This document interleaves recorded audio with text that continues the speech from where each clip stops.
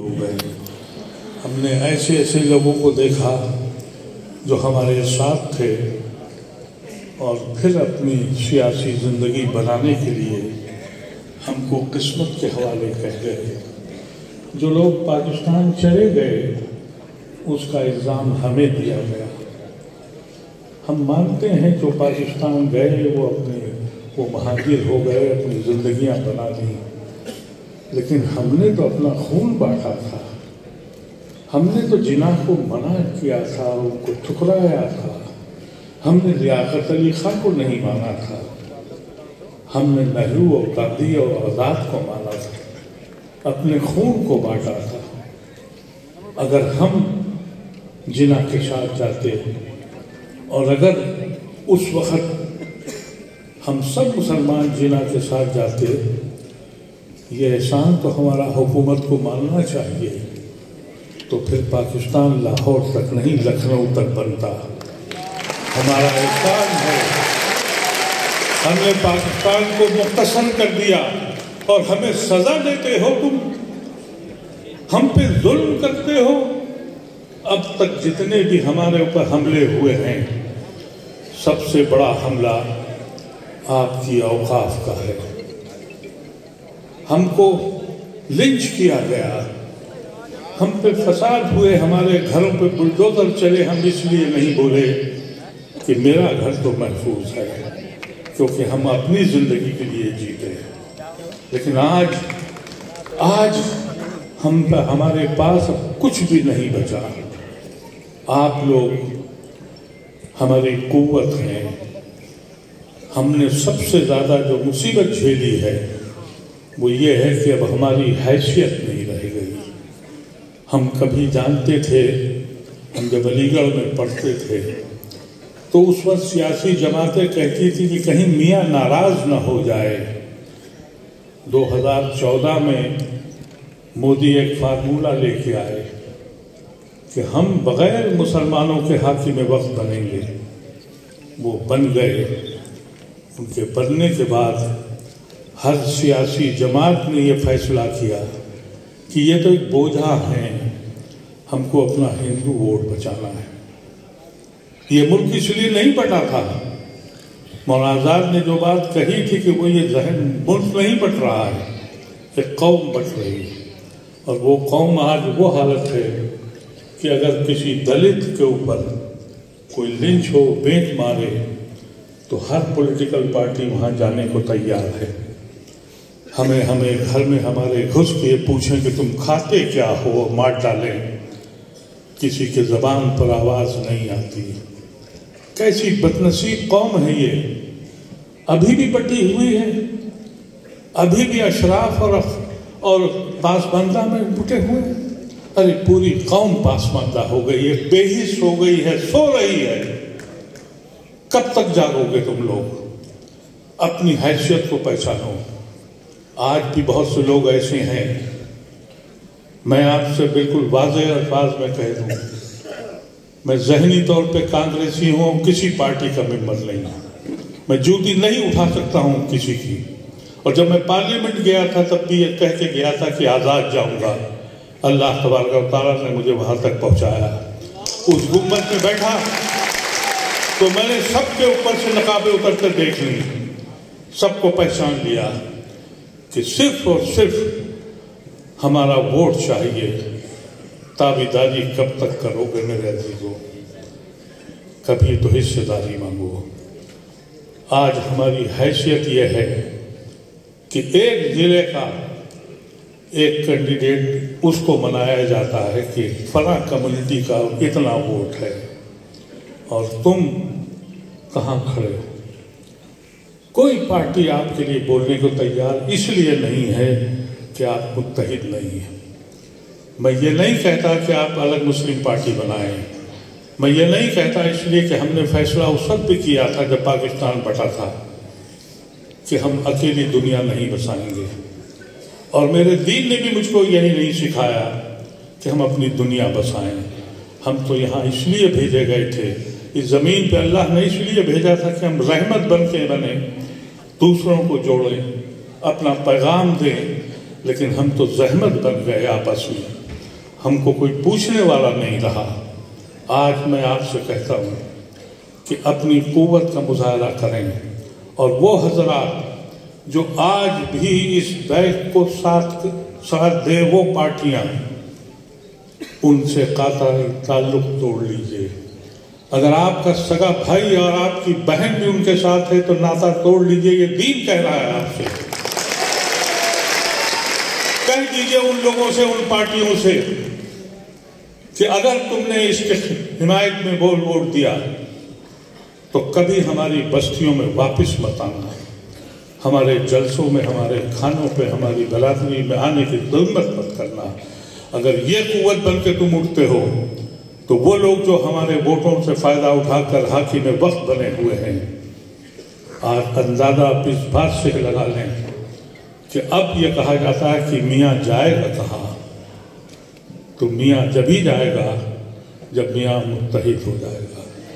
بدنصیبی یہ ہے کہ جس انداز کے اور جس طرح کے لوگ اب حاکم وقت ہیں، ان کو دیکھ کے شرم آتی ہے۔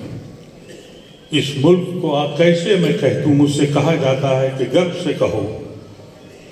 گھر سے کیا کہوں؟ انسان کو مار کے جشن منائے اور منتری ہار پہنائے اور ہم کہیں کہ جن کے گرو کریں۔ میں شرمندہ ہوں اپنے ملک سے۔ اس ملک میں کہتے ہیں بڑی ترقی ہوئی ہے، اگر چوراہوں پر بھیک مانگنے والے ہاتھ نہ ہوں اور لوگ مدد نہ کریں، ہزاروں لاکھوں لوگ روز بھوک سے مر جائیں گے، اور پھر بھی کہتے ہیں کہ ہم نے بڑی ترقی کر لی ہے۔ یہ بے شرم لوگ ہیں۔ دنیا میں نے ہر ملک سفر کیا ہے، دنیا کہاں سے کہاں پہنچ گئی ہے۔ اب فیکٹریاں بند ہو جائیں، کاروبار ختم ہو جائے، کسان مر جائے، بچوں کو نوکری نہ ملے، جشن اس بات کا ہے کہ میاں کو تو ٹھیک کر دیا۔ جب یہ فضا ہو جائے تو کیسے کوئی کہہ دے کہ ہم کو فخر ہے اپنے ملک پہ؟ ہم شرمندہ ہیں اپنے ملک سے۔ ہم آج سے 3 دن پہلے ایک میٹنگ میں نے اپنے ہندو بھائیوں سے کہا کہ تم نے جو ہم پہ ظلم ہو رہا ہے، آپ کو یاد ہے چند سال پہلے ایک طوفان اسلام کے نام سے اٹھا تھا بغداد میں اور افغانستان میں، انسان کو انسان مار رہا تھا۔ ہندوستان کے ہر عالم دین نے اور ہر دانشور نے اور ہر سمجھدار آدمی نے کہا تھا یہ میرا دین نہیں ہے، ہمارا اس سے تعلق نہیں ہے۔ جرأت ہونی چاہیے میرے ہندو بھائیوں کو۔ میں نے ان سے کہا، ان کی محفل میں کہا، اگر آپ یہ جرأت نہیں رکھتے کہ یہ کہہ دیں کہ یہ ہندو مذہب نہیں ہے جو چلایا جا رہا ہے، تو یقینی طور پر ہندو مذہب آج ہم کہنے کو تیار ہو جائے گی کہ آتنوادی مذہب ہے۔ اس لیے کہ نوراتریوں میں مجھے یاد ہے، نوراتری ایک ایسا مذہب ہے جہاں 9 دن تک وہ لوگ جس طرح سے ہم روزہ رکھتے ہیں وہ بھی احتیاط کرتے ہیں، اپنے کو پیوریفائی کرتے ہیں۔ اس مذہب کا حال یہ ہو گیا ہے کہ مسجد کے سامنے تلواریں لہراتے ہیں اور گردنیں کاٹتے ہیں اور جھنڈے اتارتے ہیں اور جے شری رام کرتے ہیں۔ یہ کس قسم کی فضا چلی ہے؟ اگر یہی رہا، میں ابھی حضرت مولانا مجددی صاحب سے کہہ رہا تھا کہ میں نے علی گڑھ کی ایک محفل میں علی گڑھ سے پڑھا ہوں، میں نے علی گڑھ کی ایک محفل میں لوگوں سے کہا، اپنے نوجوانوں سے، کہ اگر جو لوگ اپنے کو سیکولر کہتے ہیں اگر وہ متحد ہونے کو تیار نہیں ہیں تو الیکشن سے ہٹ جاؤ اور پھر یہ تماشا دیکھو، ایک الیکشن سے بائیکاٹ کر دو، پھر پتہ لگ جائے گا۔ تو میرے علی گڑھ کے دوستوں نے یہ کہا کہ بھائی تم تو اب مرنے والے ہو، ہم کو کہہ رہے ہو کہ ہم پارلیمنٹ اور اسمبلی نہ جائیں، خود تو پارلیمنٹ تک ہو جائے۔ میں چپ ہو گیا، لیکن ایک ہندو دانشور کی بات سنی ہے، اس کا نام کلدیپ نیر تھا، مر گئے وہ۔ کلدیپ نیر نے مجھے فون کیا، کہا ایسی آواز کبھی مت نکالنا۔ میں نے کہا میں نے کیا کہا ہے؟ کہا نہیں، یہ اخبار میں چھپا اور میگزین میں تمہارا بیان، ایسی بیان مت کرنا، نہیں ہم 1000 سال پیچھے چلے جائیں گے۔ ٹھاکر پنڈت سے لڑے گا اور پنڈت دلت سے لڑے گا اور دلت جب سے لڑے گا، ہم تباہ ہو جائیں گے۔ تو ہم نے کہا یہی تو وجہ ہے کہ ہم آپ کو جوڑ رہے ہیں، इनका जो सबसे बड़ा, जो इनका फिलॉसफी करने वाला जो आदमी था, जिसने ये बात कही थी हिंदू फिलॉसफी में कि अगर तुम्हें अपने ऐब छुपाना है और हुकूमत करनी है तो एक धोखा खड़ा करो, एक दुश्मन तैयार करो। आज बीजेपी ने और उनकी साजिशों ने एक दुश्मन तैयार कर दिया और वो दुश्मन मुसलमान है। इस मुल्क की जितनी नाकामियाँ, जितनी बदनामियाँ, जितनी नाकाम हैं, उस सब का जिम्मेदार मुसलमान को करार दिया जाता है। एक वक्त ये भी आएगा, और मैंने एक मजमून में लिखा था कि अगर यही कैफियत रही और हम इसी तरह से बढ़ते रहे और टिकट के लिए और इलेक्शन के लिए, जिसको हम जश्न समझते हैं, किसी न किसी सूरत से इलेक्शन लड़ लिया जाए और वहाँ हम कहाँ खड़े हो गए। तो मैंने कहा था कि एक वक्त आएगा, मैं रहूं या न रहूं, एक फैसला करना पड़ेगा। हमको बताना पड़ेगा कि ये मुल्क जमहूरी मुल्क नहीं है। हम देखते हैं, जाओ देखो कितने यादव यादव करेगा, कुर्मी कुर्मी करेगा, पंडित पंडित करेगा, मियाँ तो होंगे नहीं बीच में, फिर रोजी रोटी पे हिसाब किताब होगा। अल्लाह ने हमको अक्ल दी है, हमको सोच दी है। जो कौमें अपने मुस्तकबिल का खाका नहीं बनाती, वो ज़मीन की उस सतह पे खड़ी हो जाती हैं जहाँ हम खड़े हैं। हम माजी में ज़िंदा हैं, हम माजी की बातें करते हैं। हमें सोचना पड़ेगा, और यकीन करिए कि अगर ये बिल पास हो गया, हम परसों, अल्लाह का बड़ा करम है कि हमने अलीगढ़ का मुकदमा जीत लिया। 66 में जब मैं अलीगढ़ यूनिवर्सिटी यूनियन का सदर था, उस वक्त मेरी यूनिवर्सिटी को छीना गया था। आज 57 साल के बाद मुझे उम्मीद नहीं थी कि मैं अपनी ज़िंदगी में अपनी दरजगाह को वापस दिला लूँगा। उसका करम है कि मेरे बहुत से साथी अब दुनिया से चले गए, मुझसे पहले वाली नस्ल ख़त्म हो गई, मेरी नस्ल के चंद लोग बचे हैं। एक फ़िक्र थी, खैर वो तो बच गई। मदरसा के मसले में भी 2 जजमेंट ऐसे आ गए जिससे दिल ने कहा कि इन पे एतबार कर लो, नहीं तो अदलिया पे भी एतबार नहीं रह गया था हमारा। लेकिन इन 2 जजमेंट से इख्तियार हमें दे दिया। और जो इस वक्त की कैफियत है, अगर आप देखें कि इसमें हमारी कोताहियाँ थी, मुझे माफ़ करें मैं 2 मिनट ज़्यादा ले रहा हूँ। कोताहियाँ ये थी कि वक्त को हमने सही तरीके से इस्तेमाल नहीं किया था, और वक्त को हम ये समझ रहे थे, वक्त में कौन लोग जा बैठते थे। सियासी पार्टियाँ उनको चेयरमैन बनाती हैं, उनको मेंबर बनाती हैं जिनको वो टिकट नहीं दे पाती हैं, जिनको वो ओबलाइज करती हैं। और ऐसे लोग जाते हैं जिनको ये मालूम ही नहीं है कि वक्त की ज़मीन अल्लाह की ज़मीन है, उसमें खुलबुल करते हो अल्लाह की ज़मीन पर। उस खुलबुल के लिए 2013 में मैं उस वक्त पार्लियामेंट में था और ये एक्ट बनाया गया। रहमान साहब उस वक्त मिनिस्टर थे और मैं मेंबर था। हमने 6 महीने तक सारे उलमाए कराम से, जितने भी स्टेक होल्डर्स थे, सबसे बातचीत करके एक मजबूत वक्त बिल बनाया।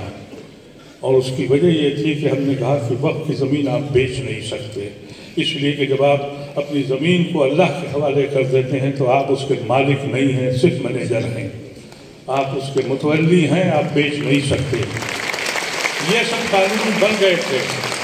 और इसी तरह से दिल्ली में एक मस्जिद के नीचे 6 दुकानें 26 रुपए पे उठी हुई थी और बगल की दुकानें 2500 पर। उसमें ये कानून बनाया कि हम उसी कीमत पे देंगे जो मार्केट प्राइस है।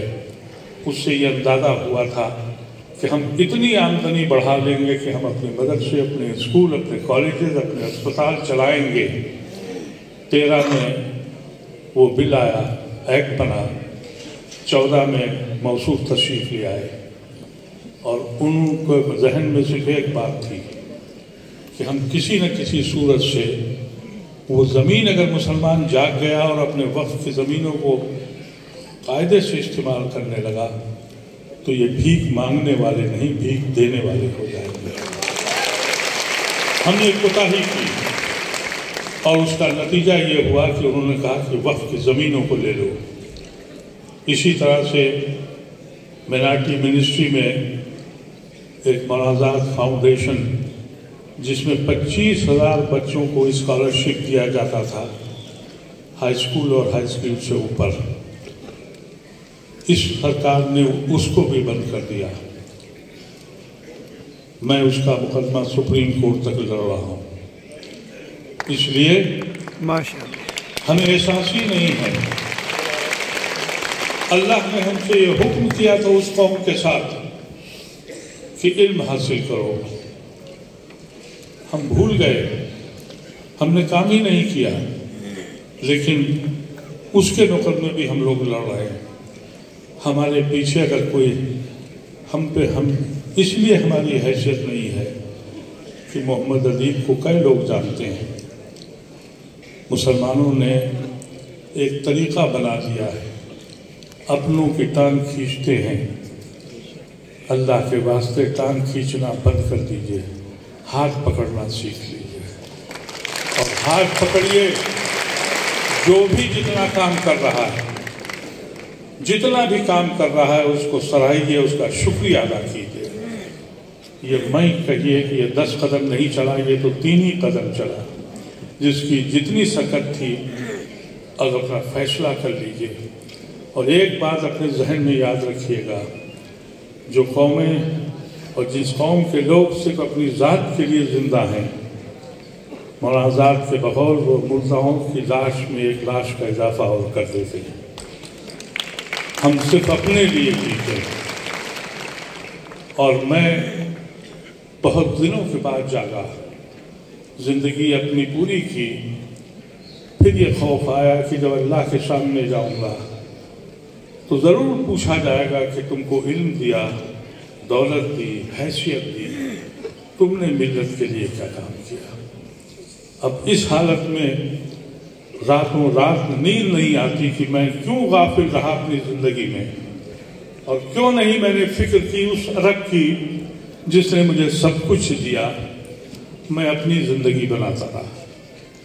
سب نوجوانوں سے کہنا چاہتا ہوں، زندگی بننی ہے تو بناؤ، لیکن اس کا فرض تمہارے اوپر یہ ہے کہ اپنی ملت کا مطلب صرف یہ نہیں کہ صرف مسلمانوں کو دیکھو، ان کے بیچ میں بھی جا کے بیٹھو، بتاؤ۔ میرے بہت سے ہندو ساتھی، حضرت مولانا علی میاں رحمۃ اللہ علیہ سے میں بیٹھ تھا، انہوں نے مجھ سے کہا ہندوؤں کے بیچ میں بیٹھا کرو، اور مجھے سبق ملا اس کا۔ بہت سے ایسے ہندو بھائی ایسے ملے، جب بہت متاثر ہو گئے تو کہا مسلمان نہیں لگتے ہیں، یعنی میں کوئی کرمنل نہیں لگ رہا ہوں، یعنی یہ فضا ایک ذہن بنا دیا ہے۔